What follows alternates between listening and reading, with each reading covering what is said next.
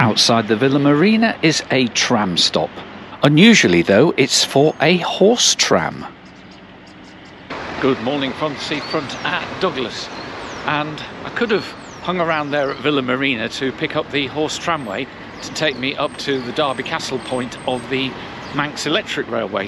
However, if I did that, I wouldn't have quite so long to just hang around the terminus of the Manx Electric Railway. So I'm going to walk it, and then we'll probably see the horse tramway coming by and doing its thing, and we'll get a bit longer to nose around the Manx Electric Railway. So come on, let's get up there and have a look. Incidentally, if you're wondering, the Major was out last night with some old work colleagues, so he has promised to catch up with me just a bit later, as he's doing, shall we call it, a slow start this morning. The Spectrum apartments still retain the old facade of the Crescent Cinema that preceded them. And further on, Castle Mona was the residence of the Duke of Atholl when he was governor of the island. And the Best Western Palace Hotel and Casino? I don't think it has a lot to say architecturally, apart from maybe, ugh. Or am I being unkind? So it's just coming up to about 9 o'clock, so the horse tramway should set off at 9:05, it says on the timetable. So I'll cross over nearer the street and we can watch it clop past. Possibly completely empty, I suspect. The Douglas Horse Tramway started in 1876, and back in the day it went all the way round to the sea terminal. However, it's now summer only, and it runs just 1 mile from Derby Castle to Villa Marina. Trams exit Derby Castle and immediately have to cross the traffic so that they can run along the centre of the carriageway. As it's the very first service of the day, there's nobody riding it at all. Right, let's get to the Derby Castle terminus and see what the Manx Electric Railway is all about. As you see here, most services are run with a powered coach drawing an open coach, which is known as a toast rack for obvious reasons. And just up here, the next service appears from the depot, so let's have a look at that before we jump on our train. This is car number 9, which dates from 1894. The crew say I can have a look round, so stepping inside, it has the feeling of history, with the somewhat rudimentary controls for the driver. It is claimed that the Manx Electric Railway has the oldest stock that's been in continual use since it was delivered to the railway. These cars really are wonderful old things. Mind you, as you step outside, you can be sure there's going to be no level boarding. Sorry, you recording? Did you say you're going on that one? Yeah.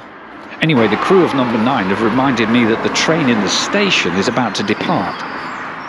So I hot-foot it down the line and jump onto car number 1. A slightly older vehicle, built in 1893. Can I step aboard past you? Yeah, are you travelling with us? Yes, I am. Right, we're only going as far as Laxey. That's perfect. Climb aboard quickly. Thank you so much.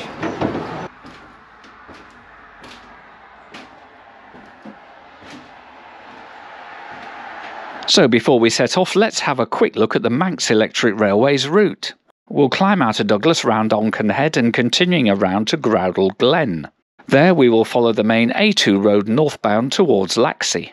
At Laxey, the major stop on the line, passengers can change for the Snaefell Mountain Railway. Then, after crossing the Laxey River and going around Laxey Head, we should get some lovely views from atop the cliffs as we continue through to Ramsey. The line is 17 miles or just over 27 kilometres long, and the end-to-end journey can take about 1 hour and 15 minutes. Well, everybody else is in the toast rack, but I'm dead keen to watch this car in operation and also to experience one of these historical vehicles. And we immediately passed the shed on the left and were away up the hill and out of Douglas, giving us a great view of the bay. It's a steep climb, but car number 1 makes easy work of it, even though its wooden superstructure is continually flexing as we travel along. What I did not expect was to actually feel how much this is flexing. It is the most notable feature. Honestly, everything moves. The windows, they're only loosely fitted in the frames so that the glass isn't broken by the continual movement.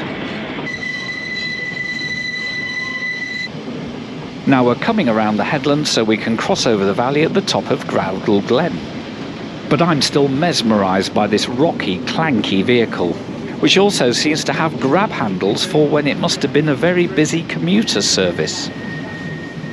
We finally swing into Growdle Glen station, which gives access to the glen and its beach, and also to the Growdle Glen Railway, which Richard and I visited a couple of days later.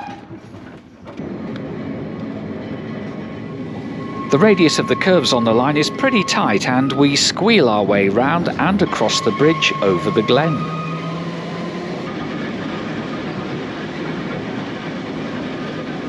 Away from Growdle Glen, there's another climb alongside the roadway, and we press on for Laxey.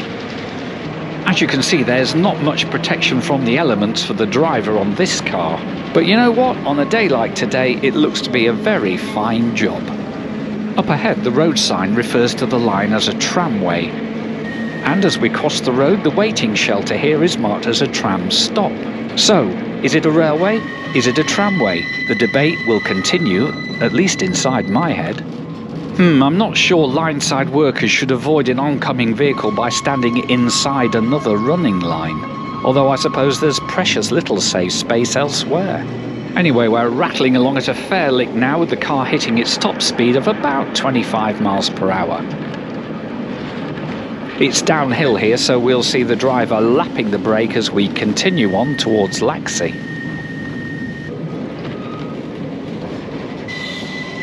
It really is a steep drop along this section. Looking back gives you a better idea of the gradient.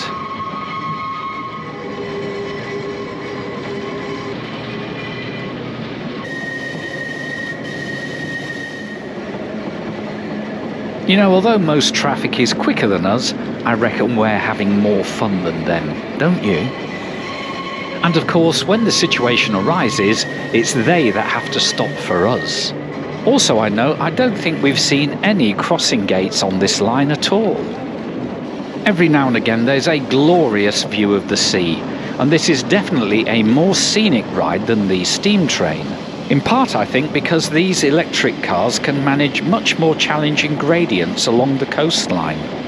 I've had a wonderful time having the whole car to myself with the windows down and a chance to watch the driver at work. And as the driver said when I got on, this service terminates at Laxey. Now, that will suit me well, as I'm going to go up the Snaefell Mountain Railway next, and on the mountain is where Richard will finally catch me up.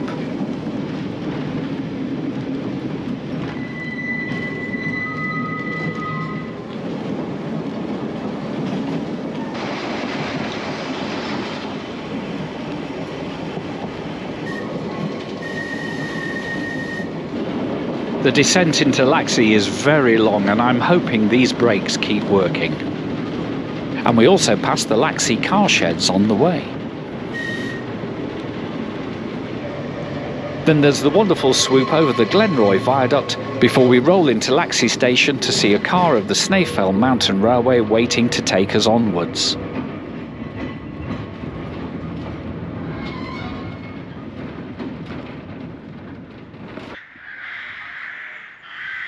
However, there'll be another video showing my exploits on the mountain railway.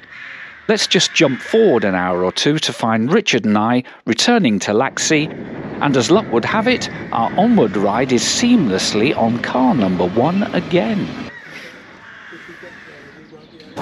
Well, hello again. Hello there. And so it continues. Time aboard. Thank you very much. Slightly few more passengers than last time. The lettering on the side of car 1 does give the impression that the line originally opened just as far as Laxey, and it was definitely called a tramway at that time. In fact, the line actually opened in 1893 between Derby Castle and Growdle Glen, with the extension to Laxey being inaugurated in 1894. The line onward to Ramsey was approved for development in 1897, and it was finally completed right into the centre of Ramsey in 1899. However, building the line at such speed meant they incurred heavy debts, And so the company actually failed, and in 1902 it was sold off to become the Manx Electric Railway. The line was eventually nationalised in 1957. Anyway, as we've now climbed out of Laxey, the view out from Laxey Head is marvellous. So let's settle in for more excellent views to come.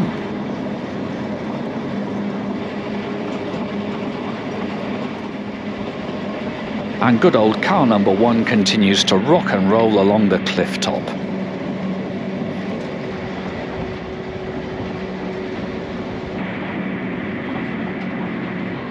And out across the sea we can just glimpse the Cumbrian coast of England.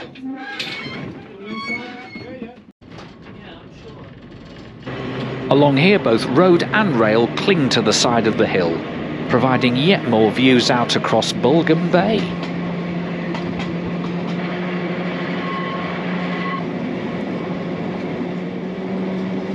The beautiful little halt at Doon Glen provides walkers access to the glen itself, and no doubt access to a cup of tea in the summer months too.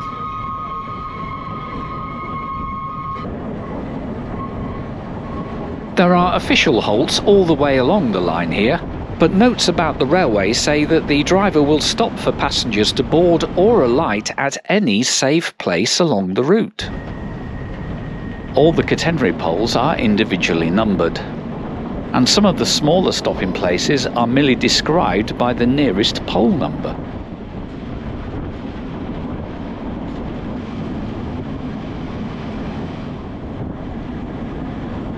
The Major has now fully recovered from last night's festivities and is very much enjoying the ride too.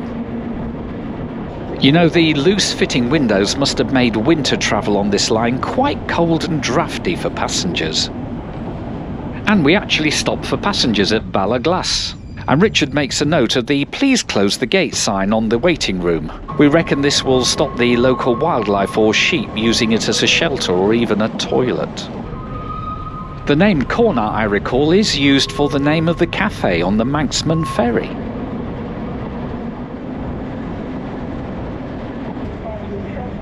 There are regular crossing points which I suppose will facilitate line closures for repairs if they're needed.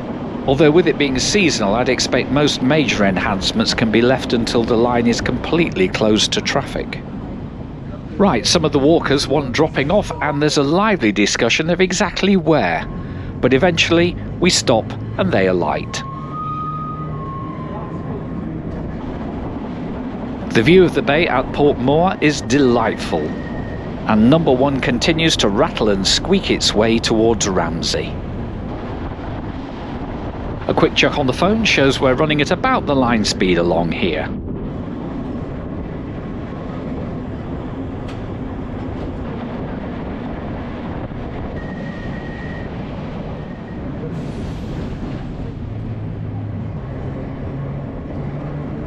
Past Bellevue we get a look at the Queen's Pier down in Ramsey, so we're not far from our destination now.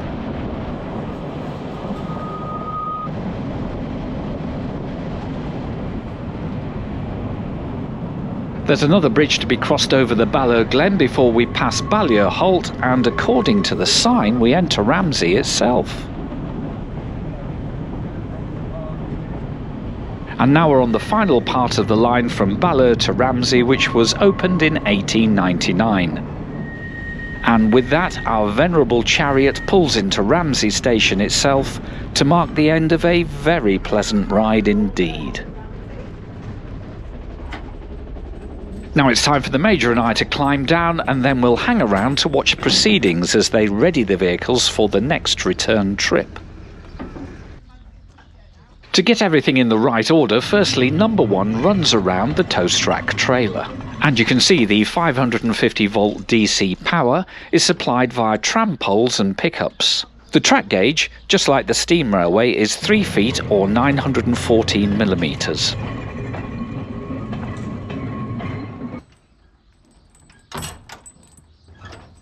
The crew then used the downward gradient to roll the toast track below the points at the end of the station, with some judicious use of the brakes. Finally, number 1 returns to be reconnected, but I wouldn't want to stand there, not with the risk of being crushed if number 1 fails to stop. Still, I can only assume they know what they're doing, and there we have it. It's time for the crew to take a lunch break and for Richard and I to do the same. There's time to have a nosy into the station building whilst Richard is ready and waiting to head off to find some refreshment.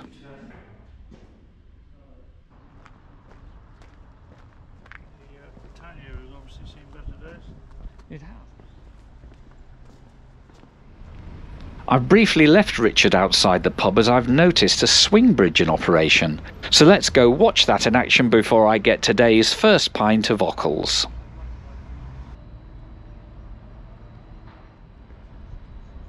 So as the bridge slowly closes, I'd like to thank you all for watching the video, and do give it a like and subscribe to the channel if you'd like to see more videos like this.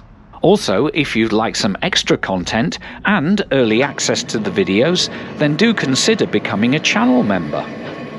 And finally, if you've not yet seen it, here's a link to our ride the previous day on the Isle of Man Steam Railway. In the meantime, from the Manx Electric Railway, it's goodbye and thank you so much for watching.